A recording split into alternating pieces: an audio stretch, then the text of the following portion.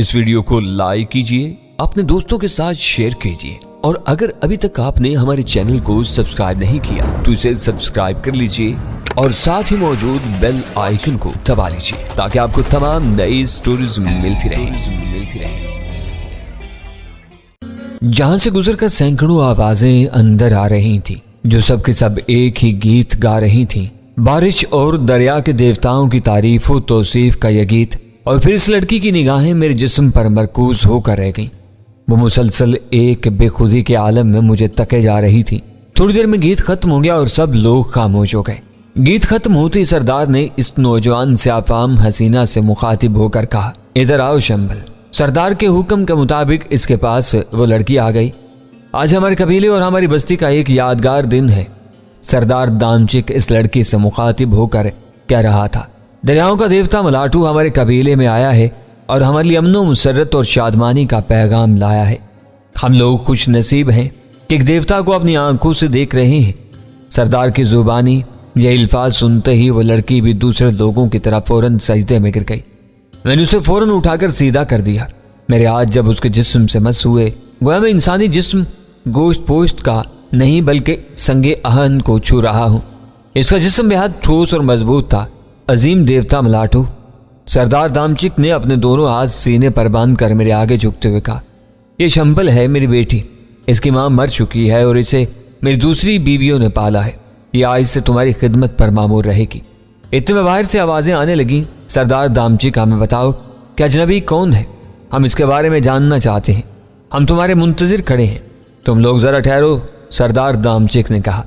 और फिर वो मुझसे मुखातिब हुआ, अजीम देवता कबीले के लोग तुमसे वाकफियत हासिल करना चाहते हैं। अगर तुम्हारी तरफ से इजाज़त हो तो इन्हें तुम्हारे बारे में बता दिया जाए। मेरी तरफ से इस बात की इजाज़त है, मैंने कहा, और तुम इन लोगों को मेरी तरफ से यह भी बता सकते हो कि मैं इनके लिए खुशी और खुशबख्ती का पैगाम लेकर आया हूँ। और वो सब इस बात का इत्मीनान रखें कि जम्बाट कबीले वाले अब इन्हें कोई नुकसान नहीं पहुंचा सकेंगे। देवता का हुक्म सर आंखों पर, दामचिक ने कहा और दरवाजे की तरफ बढ़ा। एक कदम बढ़कर वो रुक आया और मेरी तरफ देख कर बोला, देवता इन सब लोगों को अपने दर्शन दे दे तो बहुत अच्छा रहेगा। मैं तैयार हूँ, मैंने कहा और तख्त से उतर कर दामचिक के पास आ गया। लेकिन दामचिक मुझसे एक कदम पीछे हो गया और उसने मुझे आगे चलने का इशारा किया। मैं इस इशारे के मुताबिक आगे आ गया। अब आगे आगे मैं चल रहा था। मेरे पीछे दामचिक था, दामचिक के पीछे उसकी बेटी शंबल और शंबल के पीछे टानकर और बकिया लोग थे। इस तरह हम लोगों का ये छोटा सा जलूस से झोंपड़े के दरवाजे पर पहुंचा। जो लोग दरवाजे से बिल्कुल लगे हुए खड़े थे वो पीछे हट गए और इस तरह हम लोगों को खड़े होने की जगह मिल गई। कबीले के लोगों सुनो, दामचिक ने मेरे बराबर खड़े होकर कहना शुरू किया, आज का दिन तुम्हारी जिंदगियों का सबसे ज्यादा यादगार और रोशन तरीन दिन होगा। तुम लोग अपनी किस्मतों पर जितना भी नाज करो कम है। जानते हो ये चांद की किरणों का बना हुआ कौन तुम्हारे सामने यूं खड़ा है? यह दरियाओं का और पानियों का देवता है मलाटू, जो हमारी बस्ती में हमारी मदद करने के लिए आया है। यह अजीम देवता हमारे लिए अमनो मुसर्रत और शादमानी का पैगाम लाया है। देवता मलाटू का कहना है कि अब इसकी आमद के बाद चंबाट कबीले वाले परेशान नहीं करेंगे और अपना जानो माल महफूज रहेगा। कबीले वालों शुक्र करो कि हमारी परेशानी के दिन खत्म हुए और अब हम एक नई जिंदगी की शुरुआत करते हैं। जैसे ही सरदार की जुबान से ये अल्फाज निकले वहां मौजूद तमाम लोग अचानक सजदे में गिर पड़े। मैंने फौरन हुक्म दिया कि वो सीधे खड़े हो जाएं। मेरे हुक्म पर वो फौरन सब के सब सीधे खड़े हो गए। सुनो कबीले वालों, मैंने उन्हें मुखातिब किया तो मुझे अपनों ही में से एक समझो। मैं तुम्हारा हमदर्द, दोस्त और खैर खा हूँ और तुम्हारी भलाई के लिए आया हूँ। मैं तुम्हें यह भी बता देना चाहता हूँ कि मैं हमेशा तुम्हारे कबीले में रहने नहीं आया। मेरा क़याम यहाँ कुछ दिन रहेगा और इसके बाद मैं यहाँ से रुखसत हो जाऊँगा। रुखसत होने से पहले मैं तुम्हें बहुत से फ़ायदे बता दूंगा। इनमें सबसे बड़ा फ़ायदा ये होगा कि तुम्हें जम्बाट कबीले के जुल्म और सितम से हमेशा हमेशा के लिए निजात दिला दूंगा। इतना कहकर मैं खामोश हो गया और मेरे खामोश होने पर लोगों की जुबान से खुद ब खुद वो गीत फूट पड़ा जो वो कुछ देर कबल गा रहे थे। लेकिन अब इनकी आवाज़ के जोशो खरोश का आलम कुछ और ही था। ऐसा मालूम होता था गोया इन पर मस्ती छा गई है और वो इस आलम में गा रहे हूँ। थोड़ी देर में जब इनका गीत खत्म हो गया तो सरदार ने उन्हें मुंतशिर होने का हुक्म दे दिया। वो सब के सब वहां से चले गए। ए अजीम देवता, सब लोगों के चले जाने के बाद सरदार ने मुझसे मुखातिब होकर कहा, अगरचे कि इस बस्ती में कोई भी जगह तुम्हारे रहने के काबिल नहीं है।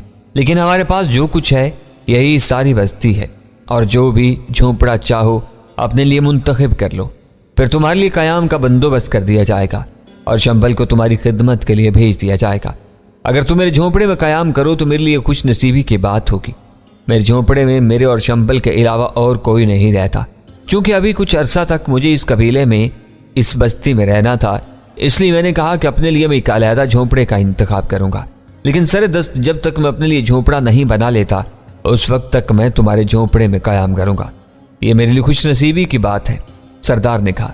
इसके बाद दामचिक ने अपनी बेटी शंबल को हुक्म दिया कि वह मेरे लिए झोंपड़े के खाली कमरे को ठीक कर दे। शंबल ने थोड़ी देर तक आकर इतला दी कि मेरे लिए वो कमरा तैयार कर दिया गया है और अगर मैं चाहूँ तो इसमें आराम कर सकता हूँ। मैंने पेशकश कबूल कर ली और आराम करने चला गया। शंबल ही मेरे लिए खाना लेकर आई थी। न जाने कितने तवील अरसे के बाद मैंने खाने की कोई चीज़ देखी थी। चुनाचे प्रोफेसर, मैंने शेर होकर खाना खाया और मुझे इस हकीकत का अंदाज़ा हो गया था कि ये लोग आग का इस्तेमाल जानते हैं। कोई 10-15 दिन मैंने तातिक कबीले के लोगों के साथ इनकी बस्ती में हंसते खेलते गुजारे। कबीले के सारे लोग मुझसे बहुत मायूस हो चुके थे। मैं घंटों उनके साथ बैठकर बातें करता, इन्हें समंदरों और पहाड़ों के और दूसरी दुनिया के और सफ़ेद पाम इंसानों के किस्से सुनाता। वो लोग हैरत से मुंह खोले मेरे बयान करदा किस्से सुना करते। फिर एक दिन तातिक कबीले के लोगों में अचानक परेशानी की लहर दौड़ गई। तातिक कबीले के लोग जो संबाट कबीले के इलाके में चोरी छुपे जाते रहते थे ताकि वहां की खबरें मालूम कर सकें, ये खबर लेकर आए थे कि जंबाट कबीले वाले एक बार फिर बड़ा हमला करने वाले हैं और इस हमले का आगाज आज से तीसरे दिन सुबह के वक्त होगा।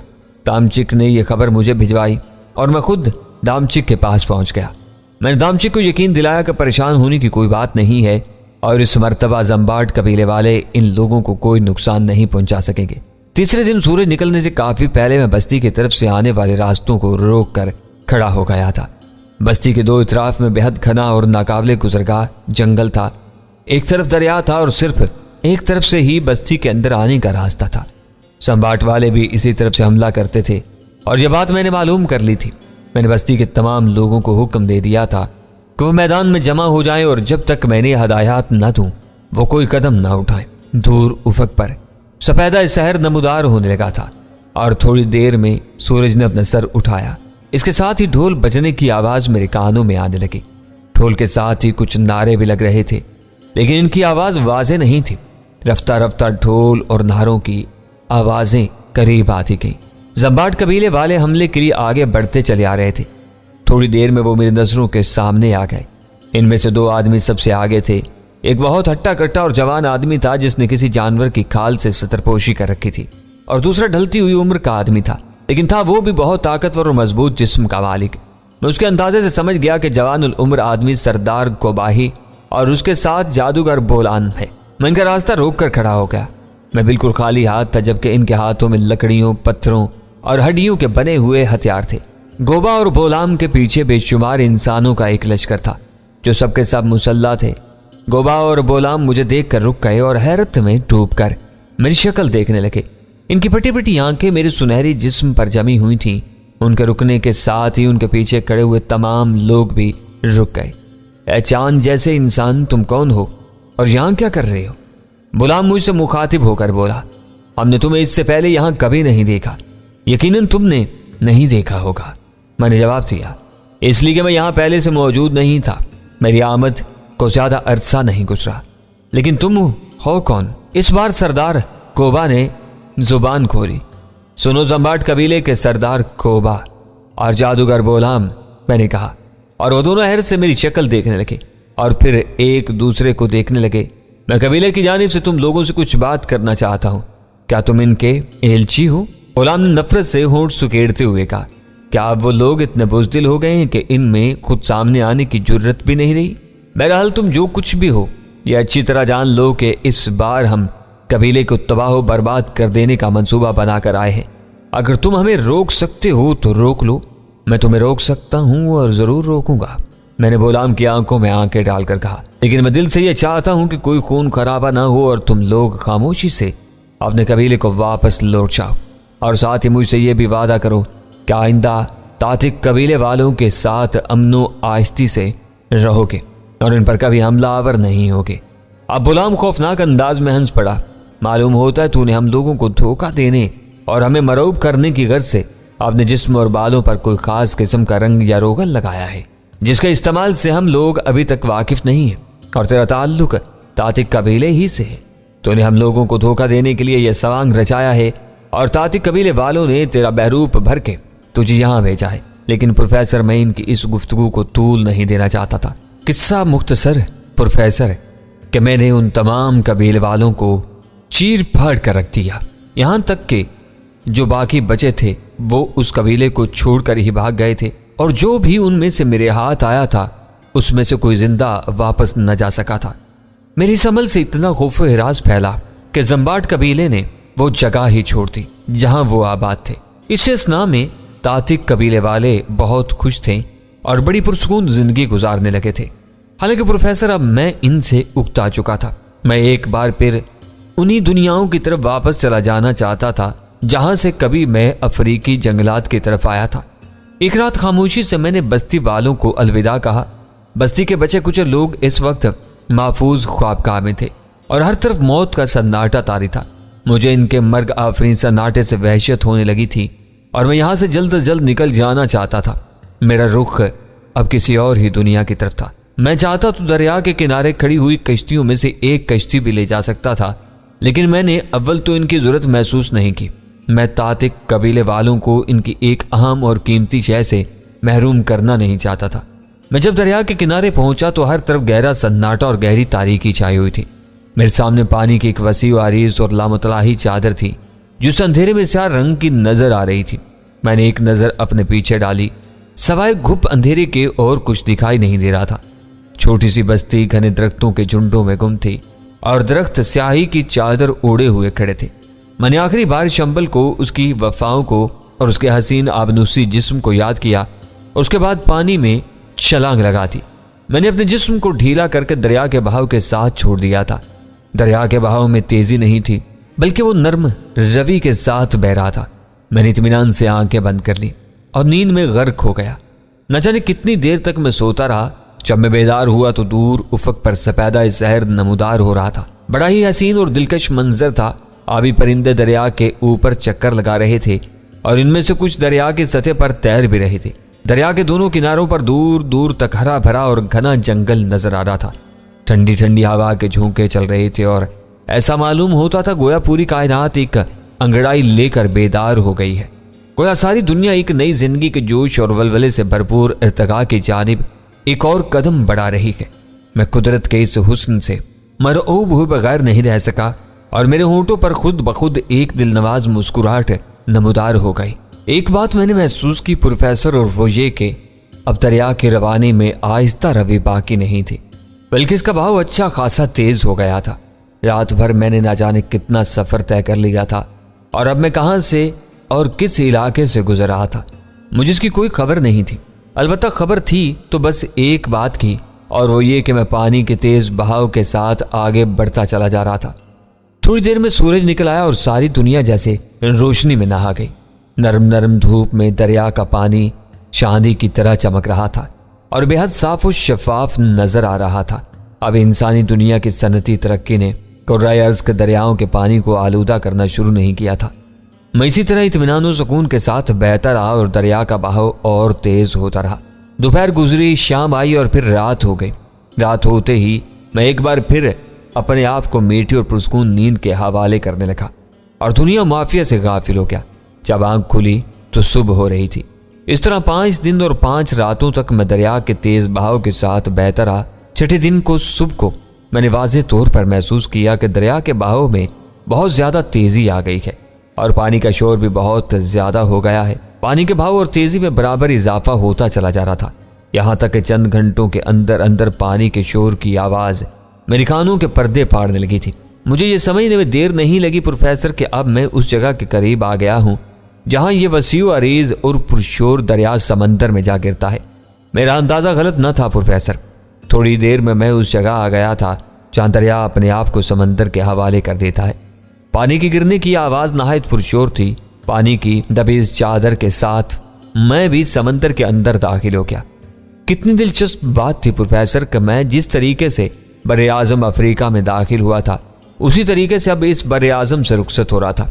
लेकिन फ़र्क यह था कि जब मैं यहाँ आया था तो उस वक्त मुझे मालूम नहीं था कि मैं कहाँ जा रहा हूँ, और यह महज इत्तिफाक था कि मैं बेपनाह फैले हुए समंदर में बहते बहते अफ्रीका में अब निकला था। लेकिन अब जब मैं यहाँ से रुखसत हो रहा था तो कम अज़ कम इतनी बात ज़रूर मालूम थी कि मैं अफ्रीका की स्याह ज़मीन से रुखसत हो रहा हूँ और एक बार फिर सफ़ेद और गंदमी बर आज़मों की तरफ रवा दवा हूँ। एक बहुत ही लंबी मुद्दत के बाद मैंने समंदर को देखा था। मेरा रुआं रुआं मुसर्रत से झूम रहा था। यूं लगा गोया मुझे नई जिंदगी हासिल हो गई हो। जब से मुझे हबशियों के एक घरों ने बदबूदार दलदल में फेंका था, उसके बाद से पहली मर्तबा मेरी आंखें समंदर को देख रही थी और जिस्म पानी के लम्स को महसूस कर रहा था। इस जगह समंदर बहुत ज़्यादा पुरशोर और मुतलातम था, क्योंकि यहीं दरिया का पानी समंदर में गिर रहा था। मैंने अपने आप को बिल्कुल ढीला और समंदर के तेज तुंद मौजों के रहमो करम पर छोड़ दिया। मौजें मुझे जोर से लगातार ऊपर नीचे उठा और गिरा रही थी, इधर से उधर लटका रही थी। कभी मैं गहराई में चला जाता और कभी फिर सतह आब पर उभर आता। बड़ी देर तक ये खेल जारी रहा, यहाँ तक कि मैं उस इलाके से खासा दूर निकल आया जहाँ दरिया समंदर में गिरता था। अब समंदर निस्बतन पुरस्कून था। इस तरह प्रोफेसर मैंने एक और लामुतलाहिज सफ़र का आगाज़ कर दिया। मुझे खुद भी नहीं मालूम था कि इसका अंजाम क्या होगा। मैंने पहले की तरह इस बार भी खुद को समंदर की मौजों के रहमो करम पर छोड़ दिया था, लेकिन मैंने अपने सफ़र के लिए ऐसी समत का तयन किया था जो मुझे बर आज़म अफ्रीका से दूर ले जाए। मुझे यकीन था कि मैं अपनी इस कोशिश में कामयाब हो रहा हूँ और मेरा रुख अफ्रीका की मुखालिफ समत में है। दिन, हफ्ते और महीने गुजरते चले गए और मैंने अपने सफ़र को जारी रखा। इस मुद्दत के दौरान मुझे 20 कश्तियाँ और कई एक जहाज़ भी नजर आए, लेकिन मैंने खुद को इनसे दूर रखा। अभी मैं किसी कश्ती या जहाज़ में सवार नहीं होना चाहता था और कुछ अर्सा तक मजीद अपना जिस्मानी समंदरी सफ़र जारी रखना चाहता था। एक बहुत लंबी मुद्दत गुजर गई। मुझे यकीन नहीं था कि मैंने बर आज़म अफ्रीका को बहुत दूर छोड़ दिया है। अब मेरा इरादा था कि कहीं साहिल नजर आए तो उस तरफ अपना रुख करूँगा, लेकिन फ़िलहाल दूर दूर तक कहीं साहिल का नामो निशान तक नजर नहीं आ रहा था और ना ही कोई ऐसी अलामतें नजर आती थीं जिनसे साहिल के करीब होने का कोई सुराग मिलता। मुझे भी किसी बात की जल्दी नहीं थी, इसलिए मैंने भी खुद को हालात के तेज़ुतुन धारे के हवाले कर दिया और इत्मीनान से बहे जा रहा था। और फिर अचानक मुझे एक जहाज़ नजर आया। यह जहाज़ मुझसे बहुत दूर था और एक मोहूम नुक्ते की तरह नजर आ रहा था। मैंने फ़ौरन अपना रुख तब्दील करके जहाज़ की समत में तैरना शुरू कर दिया। मेरी रफ्तार काफ़ी तेज़ थी और मुझे यकीन था कि ज़्यादा देर नहीं गुजरेगी और मैं जहाज़ के पास पहुंच जाऊंगा। मैं बराबर तैरता हुआ आगे बढ़ रहा था और मेरे और जहाज़ के दरमियान फासला बराबर कम होता चला जा रहा था, यहाँ तक कि मैं जहाज़ के काफ़ी करीब पहुंच गया। लेकिन अब मेरे लिए सवाल यह था कि मैं जहाज़ वालों को किस तरह अपनी जानिब मुतवज्जा करूं। जाहिर है कि यह ना तो कोई साहिली इलाका था और ना ही साहिल यहाँ से करीब था। जो जहाज़ वाले ज़रा चौकन्ने रहते। यह तो समंदर का वस्त था और जहाज़ वालों में से कोई शख्स ये सोच भी नहीं सकता था कि इस जगह खुले समंदर में किसी इंसानी वजूद का होना भी मुमकिन है। लिहाजा जहाज़ वाले अपनी दुनिया में मस्त और मगन चले आ रहे थे। इत्तिफाकन उस जगह समंदर में कई मकामात पर छोटी छोटी चट्टानें उभरी हुई थी। मैं जल्दी से उनमें से एक चट्टान पर जा खड़ा हुआ जो दूसरी चट्टानों के मुकाबले में ज़्यादा बुलंद थी और मैंने अपने दोनों हाथ ऊपर उठाकर लहराना शुरू कर दिए। मुझे उम्मीद थी कि शायद इन लोगों में से कोई मुझे देख ले। बात ये थी प्रोफेसर के वैसे तो मुझे जहाज़ की कोई ज़रूरत नहीं थी और मैं खुद तैरता हुआ कहीं भी जा सकता था, लेकिन समत और मंजिल के सही तयन के लिए मुझे जहाज़ वालों की मदद दरकार थी। मैं इस अमर का यकीन हासिल कर लेना चाहता था कि मैं किस दुनिया की तरफ रवा तबा हूँ।